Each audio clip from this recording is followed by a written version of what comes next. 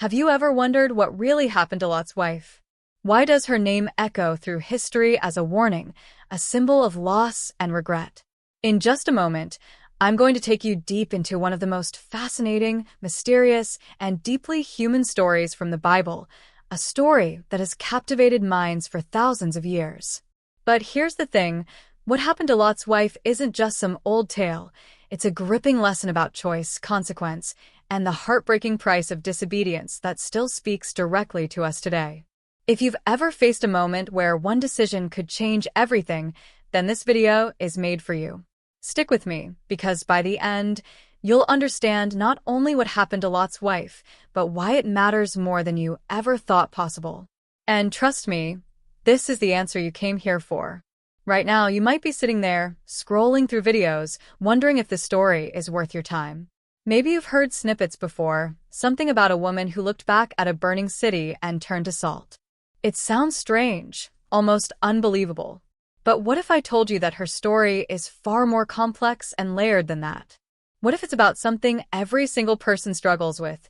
Temptation, fear, and the pull of the past. The kind of inner battle that isn't just ancient history but plays out in real life in ways we don't even notice.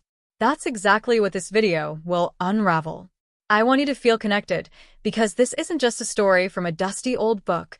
It's a mirror reflecting our own fears and choices. Now, I'm going to be honest with you.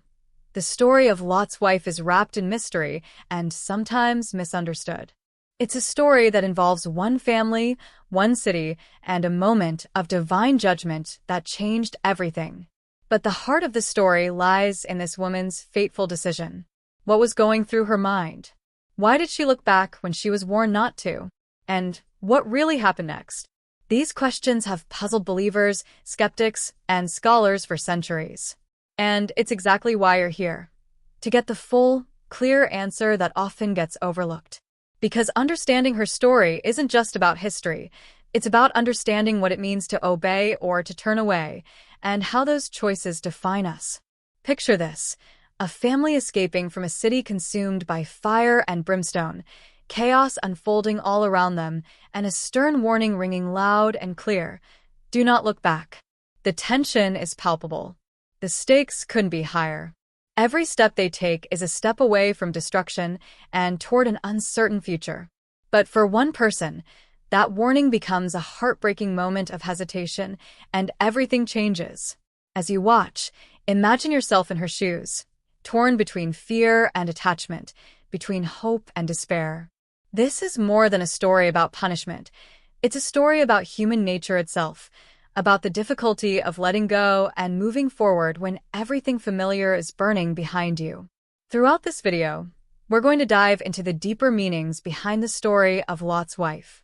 We'll explore the cultural and historical context, the symbolism behind her transformation, and why this story has been told again and again across generations. We'll also uncover how her story ties into the bigger picture of obedience, faith, and loss. And I'm going to share some surprising insights that might change the way you see this familiar narrative forever. You won't just get the facts, you'll get the heart, the emotions, and the lessons that resonate even today in our fast-paced, distraction-filled world. So, who exactly was Lot's wife? What was her relationship with Lot, the cities they lived in, and the terrifying judgment they faced? And most importantly, what made her glance back, defying a direct command? These aren't just details. They're the key to unlocking the mystery that has fascinated people for millennia. The story involves themes of faith, warning, loss, and the difficult human tendency to hold on to what we're told to leave behind. And as we move forward, you'll see how each part of this story connects to the choices we face every day. It's a story that challenges us. Do we move forward in faith, or do we let our past control us? Do we obey when it's hard, or do we give in to temptation? I want you to think about the times in your own life when you were caught between the past and the future, when you were told to let go of something, but the urge to look back was almost impossible to resist. That's the emotional core of this story, and why it still speaks so powerfully today. This is a story that isn't just ancient scripture, it's a human story, your story, my story, wrapped up in faith, warning, and consequence. As we peel back the layers of this ancient narrative, prepare yourself to be surprised, to question, and maybe even to feel challenged. Because the fate of Lot's wife is not just about a city destroyed or a woman turned to salt. It's about what happens inside us when we face moments of choice, moments that define our very future. And in a world where distractions pull us back constantly, her story is a reminder that sometimes looking back can cost us everything.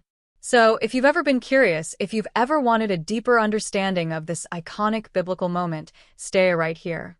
Because in the next part of this video, I'm going to reveal the truth behind what happened to Lot's wife, something that goes far beyond the simple story most people think they know. You'll learn the powerful lessons hidden in her fate and why it's still relevant in your life today. But here's the catch. Before I reveal it, there's one crucial piece of the puzzle we need to explore, something that most versions of this story leave out, something that might change how you feel about her forever. And that's exactly where we're headed next. Don't click away. The answer you've been searching for is coming up, and it might just change the way you think about obedience, loss, and what it truly means to move forward. Because sometimes the hardest thing to do isn't to flee danger, but to let go of what we love behind us. Ready to find out what really happened to Lot's wife? Then keep watching. The story is just beginning. As we step further into this ancient story, it's important to understand the life Lot's wife was living before that fateful moment when everything changed. She wasn't just a woman caught in an instant of disobedience. She was part of a family, a community, and a world filled with complicated relationships and deep-rooted ties. To grasp why she looked back and what that act truly meant, we have to peel back the layers of her life leading up to that dramatic escape. What was going on around her? What bonds and fears might have held her back? And why was the warning so powerful, yet ultimately ignored? Lot's wife lived in Sodom, a city infamous for its wickedness, excess, and corruption. The Bible describes it as a place where the moral compass was wildly off track, a place where selfishness and sin had become the norm. But within that environment, Lot's family lived as outsiders, trying to maintain their faith and values despite the chaos. Imagine the tension of trying to hold on to what you believe in, surrounded by a world that's moving in the opposite direction. It's a struggle many of us can relate to, even today, when cultural shifts and pressures test our convictions. Lot's wife's experience was no different. She was navigating a world where her identity and safety were constantly under threat. In this atmosphere, the relationships around her were complicated.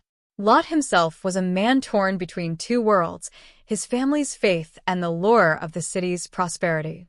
His wife, caught between loyalty to her husband and attachment to the familiar comforts of home, must have felt the weight of those choices every day. Think about the pressure she faced, leaving behind everything she knew, the streets she walked, the neighbors she saw every day, and stepping into the unknown on a warning that sounded almost unreal. That emotional pull to look back, to see what she was losing, must have been immense. We've all felt it, that tug of nostalgia mixed with fear when change is forced upon us. But what exactly was she hoping to find or confirm by turning around? Was it fear of the unknown, regret, or something darker lurking beneath the surface? As the story goes, the angels who warned Lot and his family gave a strict command: flee, and do not look back. That directive wasn't random. It carried weight, both practical and symbolic. Not looking back meant complete trust and obedience. It was a test of faith in the face of destruction. But here's where the mystery deepens. What if there was more going on inside Lot's wife's heart and mind than simple curiosity or rebellion? What if she was grappling with doubts, regrets, or even unresolved attachments that made her pause in the very moment she should have fled without hesitation?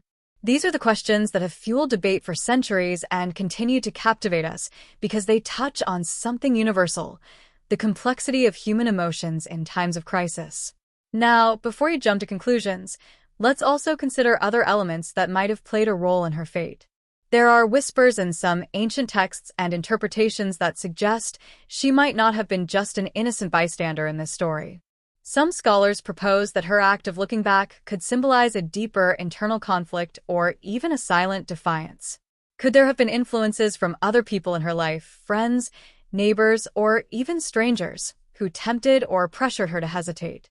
Was she alone in her decision, or was it a shared struggle among those fleeing? These possibilities open up layers of suspense, turning the story from a simple moment of disobedience into a tangled web of emotions, relationships, and human frailty. And as we think about this, it's worth remembering the state of the cities themselves. Sodom and Gomorrah were not just any towns. They were centers of wealth and decadence, and their destruction was catastrophic.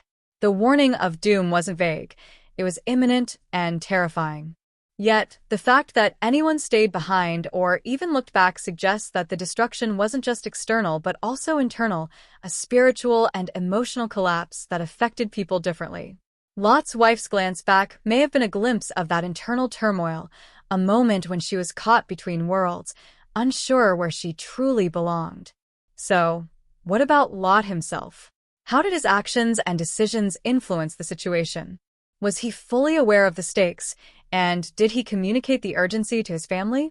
Or was there confusion, hesitation, or even denial on his part that trickled down and affected those around him?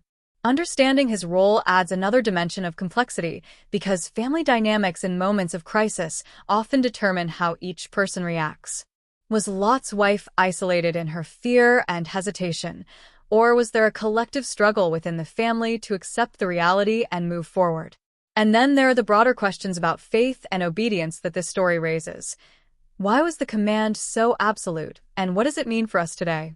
This isn't just about following rules blindly, but about trusting a greater plan even when it's terrifying or confusing.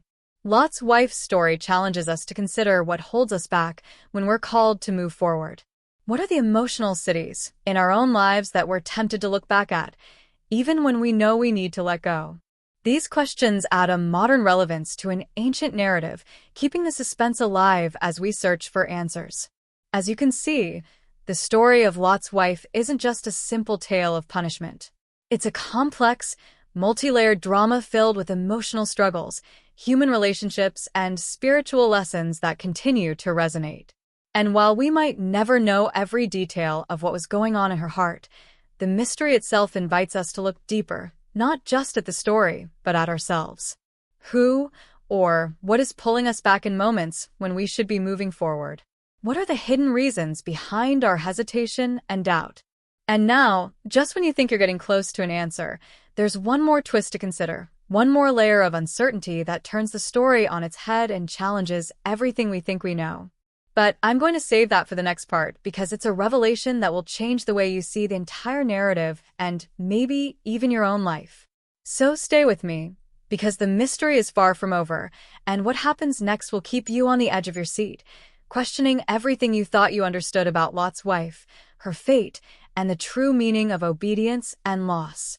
The truth you're about to discover might just surprise you, and it's coming up right now. Just when it feels like we're getting closer to unraveling the full story of Lot's wife, something unexpected happens, something that throws the whole investigation into turmoil and raises more questions than answers. Imagine, after diving so deep into this ancient tale, you suddenly find that a crucial piece of evidence disappears, vanishes without a trace. It's like the moment you think you're holding the key to the puzzle, the door slams shut right in your face.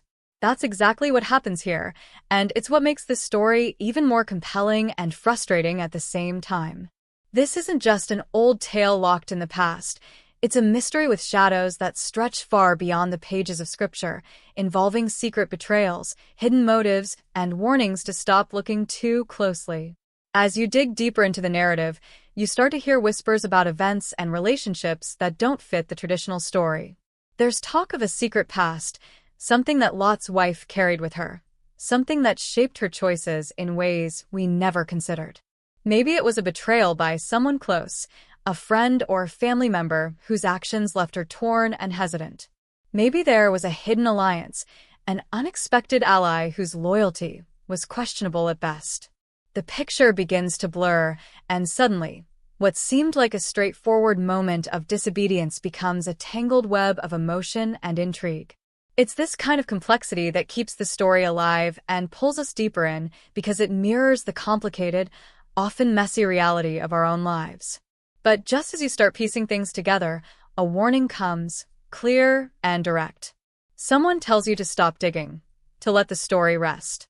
It might be an old scholar, a modern-day expert, or even a voice inside your own head reminding you that some mysteries aren't meant to be solved. That warning creates a chilling sense of urgency. Why would anyone want to stop us from uncovering the truth? What secrets are so powerful that they need to be hidden away? Suddenly, the story takes on a whole new level of suspense. It's no longer just about what happened to Lot's wife, but about the forces, seen and unseen, that want the truth to stay buried. And in the midst of this growing tension, you encounter a figure whose trustworthiness is impossible to determine. This person appears helpful, offering clues and insight, yet there's something about them that raises red flags. Are they guiding you toward the truth, or leading you down a path of confusion and deception? Their motives are unclear, their past shrouded in mystery. It's the classic scenario of a suspicious ally, someone who might be friend or foe, and whose true intentions keep you guessing. This adds another layer of psychological tension because it forces you to question not just the story but your own judgment and instincts. As the story unfolds, these unexpected obstacles create a growing sense of unease. The deeper you go, the more you realize that the fate of Lot's wife isn't just a distant legend, but a puzzle with real emotional stakes and hidden dangers. The mysterious disappearance of key evidence, the secret past event that changes everything, the ominous warning, and the dubious ally all come together to create a narrative that feels alive and urgent, pulling you forward even as it keeps you guessing. And just when you think you might finally be on the verge of a breakthrough, a twist emerges, one so surprising it shakes the foundation of everything you thought you knew. This twist isn't just a minor detail.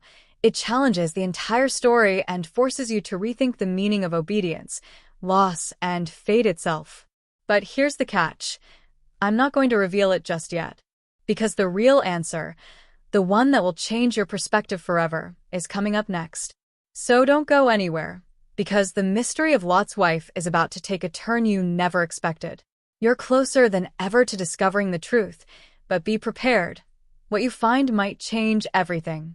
Just when it seems like the mystery surrounding Lot's wife couldn't get any more tangled, a new thread appears, one that throws the entire story into chaos and makes you question everything you thought you understood. It begins subtly, almost like a background noise that you can't quite place at first, until it becomes impossible to ignore. A second figure steps into the story, someone we didn't expect to be connected to Lot's wife at all. This person, a distant relative or perhaps even a former friend from Sodom, suddenly comes forward with a shocking claim. They say they received the same warning that Lot's family did, but it came in a different form, at a different time, and with very different consequences. And just like that, the lines between truth and illusion begin to blur. This new person, whose connection to Lot's wife was once buried in the past, brings with them a fresh perspective and, along with it, a contradiction. According to them, Lot's wife wasn't the only one who had doubts, who struggled with the command not to look back. In fact, others did too, some even hesitated just like she did. But she was the only one punished so severely. Why? Was there something personal about her fate? Did she do more than just turn her head? Or was she chosen as an example for reasons that had little to do with her actions and everything to do with what she knew or who she was? The new witness claims to have seen something different that day, something that doesn't match what we've been told for generations. Their account introduces a second timeline, a new version of the truth, and the tension it brings is unmistakable. As you process this unexpected twist, more pieces begin to shift. A new artifact is uncovered, an old scroll, a fragment from a hidden archive thought to be lost centuries ago. What it reveals doesn't align with any known records of the event. Instead of confirming the punishment as divine and instantaneous, it suggests a struggle, a hesitation, even a conversation that took place just before the final moment. According to this fragment, Lot's wife may have argued, pleaded, even questioned the angels themselves before she was turned into a pillar of salt.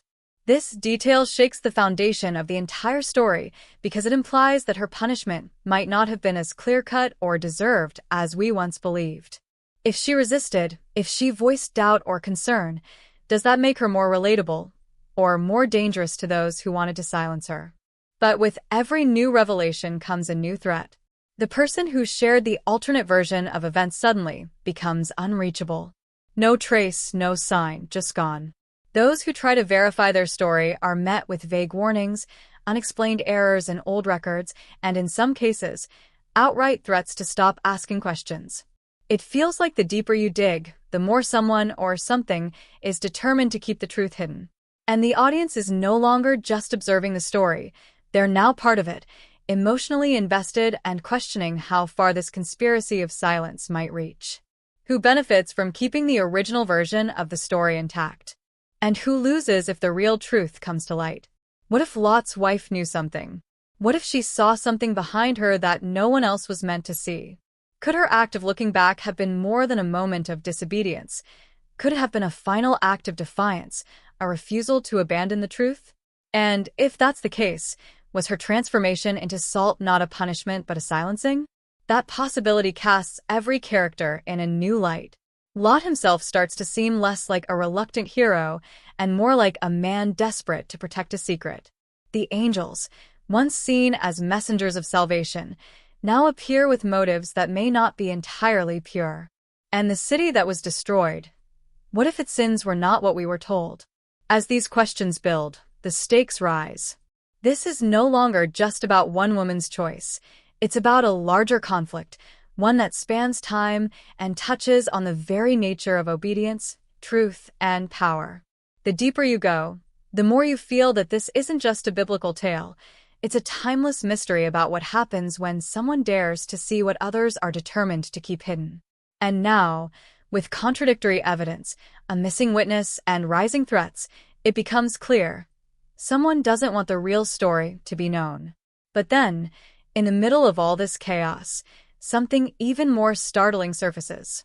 A symbol, one that appears in both the Lost Scroll and the account of the vanished witness, shows up again, this time carved into a rock formation near the ancient ruins believed to be Sodom. It's not a known religious mark, not a symbol of punishment or faith. It's something else entirely, something ancient, powerful, and deeply mysterious. What it means and who left it there is still unknown. But its sudden reappearance signals that this story is far from over. And just when it seems like the clues can't get more puzzling, a message appears. Handwritten. Cryptic. Left in a place that only someone still watching would know you'd find. It simply says, "She looked back because she saw them. Who they are and what she saw that day remains a chilling question, one that changes everything and leaves you staring into the unknown, eager for the next part of this unraveling mystery." The atmosphere shifted almost imperceptibly at first, like a slight change in air pressure before a coming storm, but soon it became impossible to ignore. What had once felt like a journey of curiosity and discovery now carried an unmistakable weight of danger. The main character, who had been so focused on uncovering the truth about Lot's wife, began to notice signs that they weren't alone in their search anymore.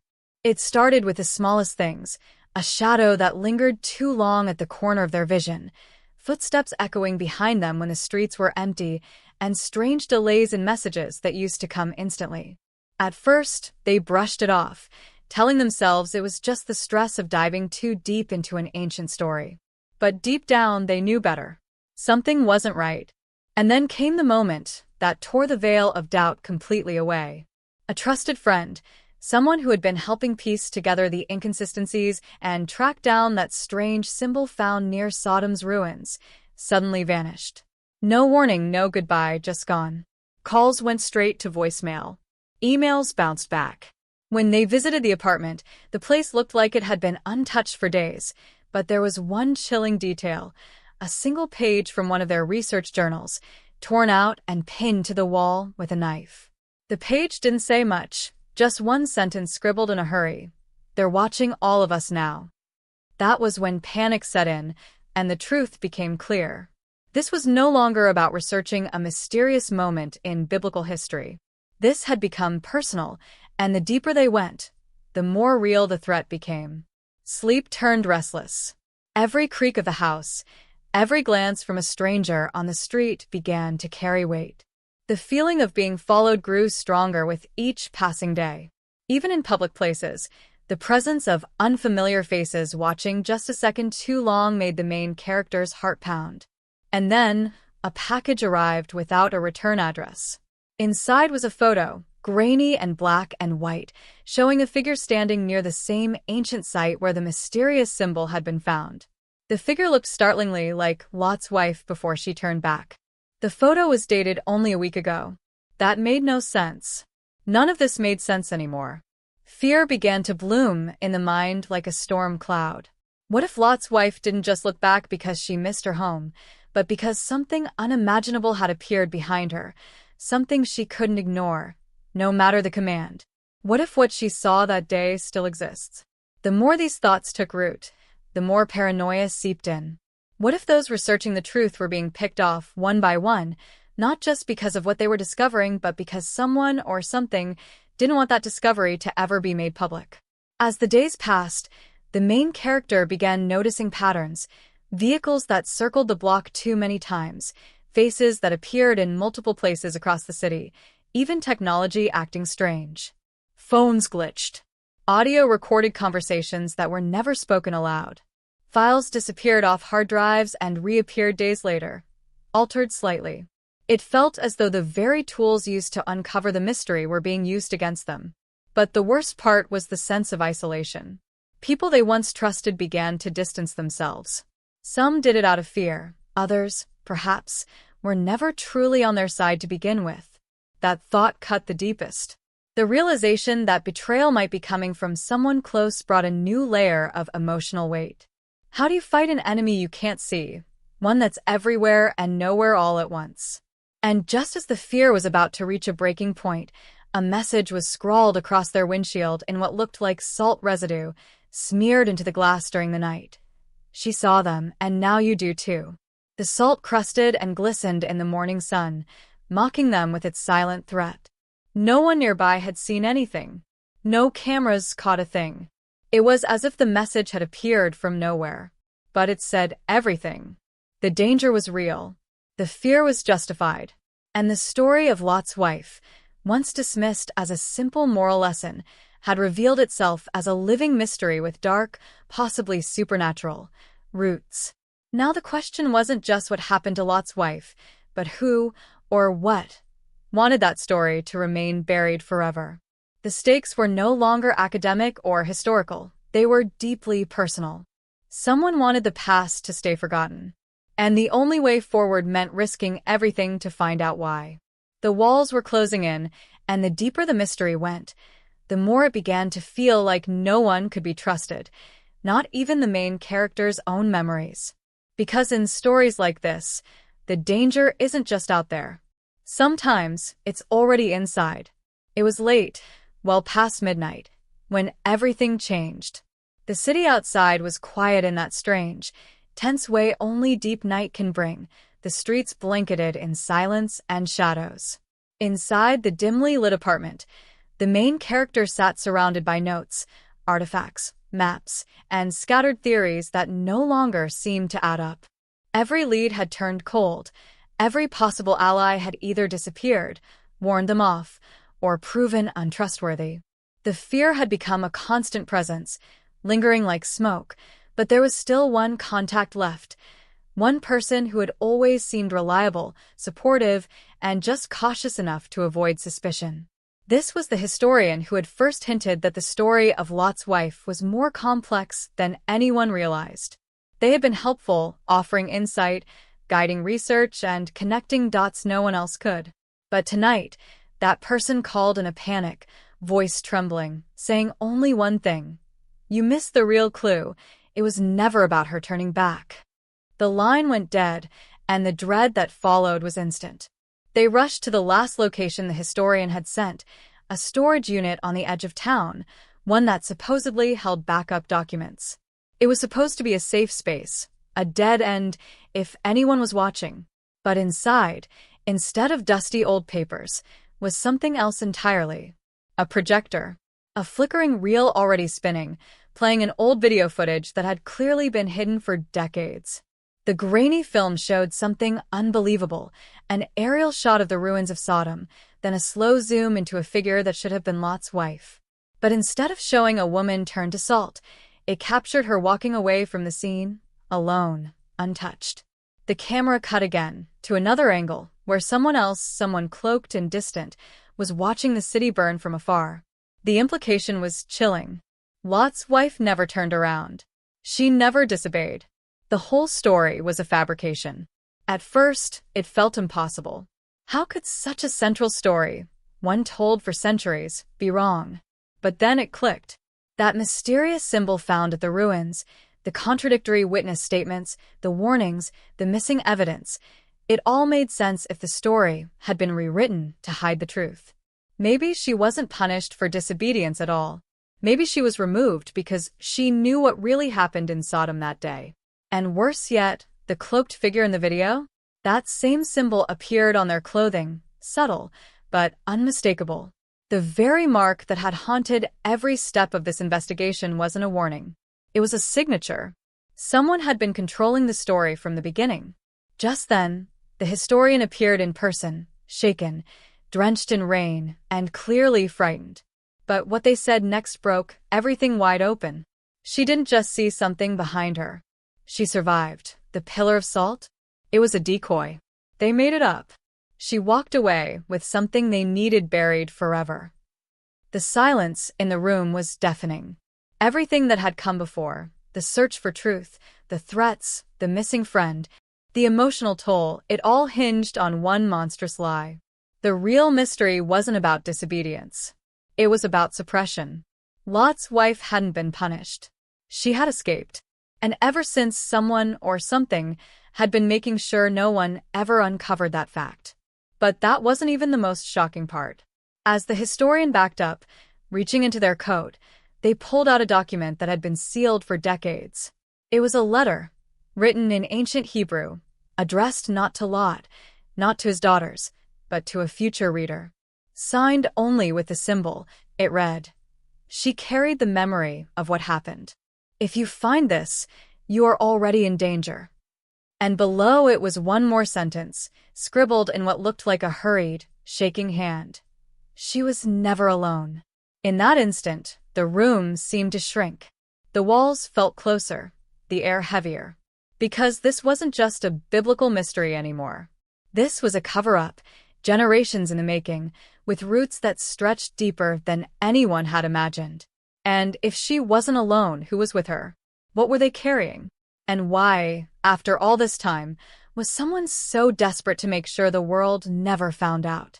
Everything the audience thought they knew is now flipped upside down. The story isn't about disobedience anymore. It's about survival, secrecy, and a truth that was buried under salt and smoke. And the real question, the one that matters now more than ever, isn't what happened to Lot's wife. It's who's been rewriting her story all along. The rain had turned into a steady downpour by the time the main character returned home, soaked to the bone, heart pounding in their chest like a war drum. That old film reel, the letter with the symbol, the historian's trembling voice, it all sat like lead in their memory. They had spent weeks walking the tightrope between curiosity and fear, but this wasn't just about uncovering the truth anymore. Now it was personal. The idea that Lot's wife never looked back, that she might have survived, carrying something someone desperately wanted buried, was no longer a theory. It was a reality pressing in on them from all sides, and someone out there was willing to erase anyone who got too close. As they stepped into their apartment, drenched and trembling, they noticed something that made their stomach drop. The front door was unlocked. Inside, everything appeared untouched, but that only made it worse. There were no signs of forced entry, no mess, no missing items. Just a small, handwritten note left on the kitchen counter, with a message that twisted their insides into knots. Asterisk, you know too much. Last warning. Walk away or someone you love disappears next. Asterisk, and beneath it was a single strand of hair, distinctively red. It belonged to the one person they never imagined would be pulled into this mess, their sister. She had nothing to do with any of this.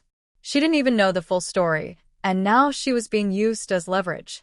That moment broke something in them. The fear, once paralyzing, now burned with fury. But the choices that followed weren't simple.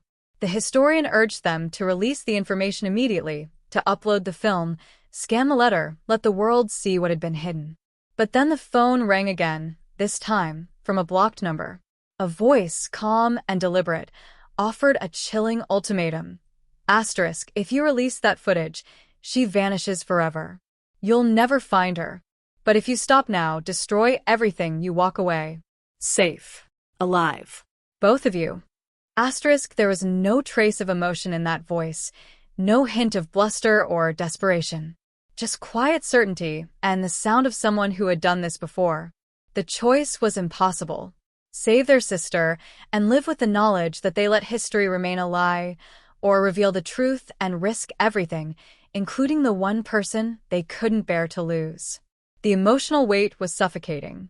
Every decision they'd made until now had led to this point, and yet nothing had prepared them for the pain of watching someone they loved become a pawn in a centuries-old conspiracy. Their mind flashed back to childhood memories, moments shared with their sister, Christmas mornings, late-night conversations, the way she always stood by them even when no one else did. How could they gamble with her life? But how could they not finish what they started? To make matters worse, they began to suspect that someone even closer might be involved. A close friend, someone who had offered support through it all, now seemed different. Hesitant. Guarded. They noticed inconsistencies in past conversations, vague stories about where they had been, and subtle deflections when discussing key pieces of evidence. When confronted, that friend didn't deny it. Instead, they broke down, revealing that they had been approached months ago, warned not to get involved but tempted with protection and resources if they helped steer the investigation away from certain truths. They claimed they never meant to cause harm, that they were trying to shield the main character from the worst of it. But trust shattered instantly. Betrayal felt like a knife through the chest. It wasn't just the danger from unknown enemies anymore. It was the growing realization that the rot had seeped into everything, even the people they thought they could count on. And so, with no clear answers and everyone a potential threat, they were forced to make a decision in the dark. The emotional toll was unbearable. Sleep became impossible, food lost its taste, and every moment felt like a countdown to something catastrophic. The city around them moved on like nothing was wrong, but their world had shifted entirely. As they stood in front of their laptop, cursor hovering over the upload button, a trembling hand reached for the phone again. Not to make a call, but to listen to a voicemail they had missed during the chaos. It was their sister's voice. She sounded afraid, but determined. Her words were cryptic. Asterisk, I think I understand now. It's not about what she saw, it's about who she was. Don't give up. Even if they come for me, you have to finish this. Asterisk. Those words pierced through the fog of indecision. But what did she mean? Who was Lot's wife, really? The story everyone thought they knew was crumbling fast, and now even the sister, wherever she was, seemed to have uncovered a truth deeper than anyone expected. But how? And what did she know that others had died trying to protect? The screen still glowed in front of them, the decision hanging in the balance. And as thunder cracked outside, they realized this was no longer just about revealing the past. It was about rewriting it. But they had to move fast because somewhere out there, someone was watching, waiting, and getting closer by the second. The night had grown eerily still, as if the world itself was holding its breath. The rain had stopped, but the silence it left behind was louder than thunder. The main character sat hunched over their desk, eyes bloodshot, mind fraying at the edges. Everything they thought they understood had begun to unravel. The voicemail from their sister played over and over again in their head, her voice echoing with a terrifying clarity. It's not about what she saw, it's about who she was. The truth, the real truth, had been hiding in plain sight all along. Lot's wife wasn't just a woman who looked back. She was a symbol, a secret keeper, and the key to a story so much bigger than anyone dared to believe. And now, the conspiracy wasn't just closing in, it was exploding outward. It started with the historian's disappearance. One moment they were planning the next move, analyzing old maps and translations in the corner of the room. The next, they were gone, no call, no message, nothing. The security camera outside the building was wiped clean, and the only clue left behind was a mark on the wall, the same ancient symbol, etched in soot. It was the same one burned into the salt ruins near the Dead Sea, the one scrawled in the margins of forbidden texts, the one that had haunted this investigation from the beginning. But now, it wasn't just a symbol, it was a signature of an ancient order. A network, vast and embedded in places of power, working through governments, religious institutions, and academic circles alike. And they weren't trying to preserve the past. They were protecting their version of it. That realization hit like a freight train. The conspiracy was never about one story, it was about controlling all stories. About erasing the voices that threatened their narrative. Lot's wife had seen something. She had survived something. And she had escaped with knowledge that could expose this entire hidden empire. The story of Sodom wasn't just fire and brimstone. It was a smokescreen, used to bury a revolt, a secret covenant, and the betrayal of someone who dared to defy the power behind the destruction. And now, centuries later, anyone who even got close to that knowledge was systematically silenced. The main character knew they were next. They started noticing the watchers, faces that lingered too long at corners, the same unmarked van parked outside 3 nights in a row. Their emails were wiped, their phone bugged, their apartment searched while they were out. The person they had been dating for months, sweet, supportive, always one step ahead, suddenly asked questions that felt too precise, too rehearsed. One night, after confronting them directly, the truth slipped out. They weren't just a concerned partner. They were part of the operation from the beginning, sent to keep the main character close, to manage their progress and steer them off course when needed. But something changed. They had started to care. That confession shattered everything. The betrayal was personal now, cutting deeper than fear. All this time, while the main character had been fighting to unearth truth, they had been sleeping beside someone hired to bury it. And yet, the guilt on their face seemed real. Maybe too real. Because they weren't the only mole. There were others. People at the university, museum archivists, translators, even someone from a small Bible study group who had always offered help, always just happened to have the right contact or source. It wasn't coincidence. It was coordination. The scale of it all was overwhelming, and the danger now felt inescapable. Every piece of technology was compromised. Every safe house had been visited. And just when it felt like there was nowhere left to run, a message arrived, delivered not digitally, but on old parchment paper tucked inside a Bible left on the doorstep. Inside was a passage from Genesis underlined in red, and a note that simply read, Asterisk, you are not alone. She survived.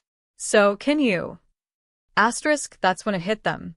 There were others, descendants, believers, truth seekers, quietly fighting this same battle across the world. The conspiracy was massive, yes, but so was the resistance. The question now wasn't whether the main character could handle the truth. It was whether they could survive long enough to share it. Suddenly, every second counted. The countdown wasn't abstract anymore, it was real, ticking, urgent. They had 24 hours. A final meeting had been arranged at a remote chapel outside the city, a place where they could meet the person who claimed to have the last missing piece. Lot's wife's own written testimony, preserved through centuries, smuggled out by followers who had vowed to keep her memory alive. But the meeting came with a warning. Asterisk, come alone. Trust no one. And if you're followed, don't come at all. Asterisk. As they packed their bag, stuffing in the remaining fragments of evidence, the burned film reel, the scanned translations, the decoded message, every beat of their heart thundered with purpose. This was no longer a mystery.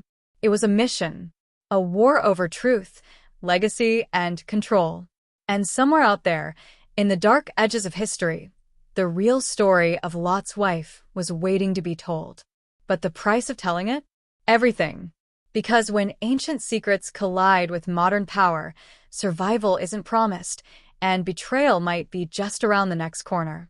The chapel stood like a ghost from another time, weathered and cracked, nestled in the woods where the trees grew too tall and the air felt too still. It had no steeple, no cross, no sign that it had once been sacred. Only silence and the slow creak of its aging door. The main character's footsteps echoed down the aisle as they entered, every movement heavy with the weight of everything they had uncovered. The air smelled like dust and time, and for a moment, it felt like stepping out of the world and into a space suspended between history and now. In their hand, they gripped the leather-bound journal that had been passed to them in secret, its brittle pages shaking with each step. It was said to be the last trace of Lot's wife, her own words, her version of the truth, untouched by translation or doctrine. It was everything. But as they approached the altar where the meeting was supposed to take place, they felt it in their bones. Something was wrong. The man who was supposed to be there, the so-called final contact, was nowhere to be found. Instead, a single candle flickered near the altar, and beside it was an old wooden box, carved with the same ancient symbol they had come to fear. They stepped closer, slowly opening the box with trembling fingers. Inside, there was no scroll, no artifact, just a modern flash drive and a folded photograph. The photo hit them like a blow to the chest. It was their sister, alive but restrained, fear etched into her face. Written on the back in black ink were the words, *, come upstairs. Let's finish this. *, the staircase creaked as they climbed, each step heavier than the last. The building felt alive, pulsing with secrets. And when they reached the top floor, they found the villain they had unknowingly chased across every piece of this puzzle, someone they had trusted from the very beginning. It was the historian, not missing, not captured, but in control. He stood by the window, hands folded behind his back, expression unreadable. The moment was surreal. This was the same man who had guided them through the mystery, who had first spoken the forbidden theories, who had warned them of danger and encouraged them to press on. But now, in this moment, he felt like a stranger. His voice was calm, almost gentle, as he finally revealed the full truth. The conspiracy was real, yes, but it wasn't just about suppressing history. It was about using it, weaponizing it, controlling the narrative to manipulate faith, power, and loyalty. Lot's wife, he explained, hadn't just witnessed the fall of a city. She had led a rebellion against those who claimed divine authority. She knew the destruction wasn't an act of God, but a coordinated execution by an ancient ruling order that sought to silence dissent forever. Her story was changed, twisted into a cautionary tale, a warning to any woman who dared to challenge power. And those who preserved her real words had been hunted for generations. The historian had once believed in exposing the truth, but over time he realized the consequences. Societies had been built on these stories, on the fear and reverence they inspired. If the truth came out, the chaos it would unleash would be unstoppable. So he made a choice: protect the world from itself, even if it meant killing the truth. And when the main character refused to back down, he orchestrated every step, leaving clues, creating diversions, feeding just enough truth to keep them chasing shadows. He needed to know how far they'd go. Now he knew, and now he needed them to stop. The flash drive contained the full translation of the journal, the last piece of the puzzle. But uploading it would trigger a storm that no one could undo. He offered one last bargain: walk away, take their sister, and forget any of this ever happened. Or upload it, and watch the world tear itself apart. It was a psychological war now, more intense than any physical fight could have been. The main character stood frozen, the weight of history and future colliding inside them. But something shifted. They remembered their sister's voice, her strength, her belief that the truth mattered more than anything. They reached for the flash drive, but before they could plug it in, the historian stepped forward and whispered, "She wasn't your ancestor, you know. She was mine." That twist cracked everything open. The historian wasn't just preserving power, he was protecting his legacy. The lies weren't just institutional. They were personal. This was about shame, guilt, inheritance. He wasn't neutral. He was terrified that the truth would expose his bloodline as the betrayers of a woman who stood for resistance, not sin. And as the main characters stared him down, something inside them clicked. They realized that this was never about ancient ruins or dusty texts. It was about silenced voices, buried truths, and the cost of waking a sleeping world. In a final act of defiance, they hit upload. The screen blinked. The truth launched. The historian lunged, but too late. Sirens wailed outside. A drone of distant engines. Someone had been watching. Not the enemy, but allies. The resistance was real. They had just been waiting for someone brave enough to light the match. But as the historian was taken away, he smiled, not in defeat, but in warning. This was only one story, he said. There are others. And they're watching now. And just like that, the mystery unraveled into something even bigger. The truth was out, but the war over what it meant had only just begun. In the days that followed, the world did not explode, but it did tremble. Quietly, steadily, in corners of the internet and hushed conversations on university campuses, people began to ask questions they hadn't dared to voice before. Ancient history forums lit up with debates. Religious scholars issued carefully worded statements. But most powerful of all were the people, the everyday believers, the curious minds, the silent doubters, who saw the truth and felt, for the first time, that maybe their questions weren't dangerous, but necessary. The Journal of Lot's Wife, now freely accessible and translated into a dozen languages, didn't offer condemnation. It told the story of a woman who had been painted as disobedient for doing something profoundly human. Looking back, it spoke of loss, of exile, of resisting powers that claimed to speak for God, and of the unbearable weight of being the one left to remember when everyone else was told to forget. The main character watched it all unfold from a quiet apartment in a different city. The war was not over, but their part in this chapter had ended. Their sister had recovered slowly, scarred, but alive, and though they both struggled to process the trauma, there was comfort in shared survival. Sometimes they would sit in silence, each with their own thoughts, as the world outside moved on. The weight of what they had uncovered was still heavy, but it no longer crushed them. It shaped them. They had become part of something larger than themselves, a movement, a ripple in history that could not be unmade. The historian had vanished from the news cycle, his name buried under bureaucratic silence. Rumors swirled that he had been transferred to a secure facility, or perhaps disappeared by those who feared what he knew. But in the end, his fate mattered less than what his downfall revealed. Power built on lies doesn't collapse with thunder. It erodes slowly, grain by grain, every time someone dares to ask the questions they were told not to ask. The flash drive was now encrypted and duplicated, its contents archived by trusted allies across the globe. What had once been hidden by force was now protected by the will of many. Still, not all mysteries had answers.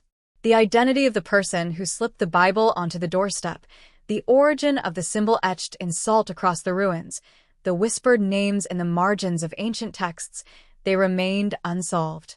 But maybe they weren't meant to be solved. Maybe some truths were meant to remind us that faith is not the absence of doubt, but the courage to confront it. Maybe the point of Lot's wife's story wasn't to warn against looking back, but to remind us what happens when we allow our stories to be written by those who fear the truth. On the morning they left the apartment for good, the main character stood by the window and watched the sun rise. There was no grand revelation, no sudden peace, just the soft realization that they had become someone new. They had faced impossible choices, betrayals, and losses, but they had also uncovered something powerful: the right to question, the strength to resist, and the understanding that history is not a fixed path, but a living, breathing force shaped by those bold enough to challenge it. In their bag, they carried only the essentials and one small notebook filled with their own thoughts. Because it was their turn to write the story now. Not with answers, but with honesty. Not with fear, but with faith in the search. And just before stepping out the door, they paused, glancing once more at the journal of the woman who had been turned into salt for daring to remember. They whispered a quiet thank you, not just for her sacrifice, but for her truth. A truth that, once seen, could never be unseen. And as they disappeared into the new morning, the camera lingered on the empty room, the breeze fluttering the pages of a story once buried, now free, reminding everyone watching that sometimes the most powerful thing you can do is look back and keep walking forward. Because now you know what really happened to Lot's wife. And knowing is only the beginning.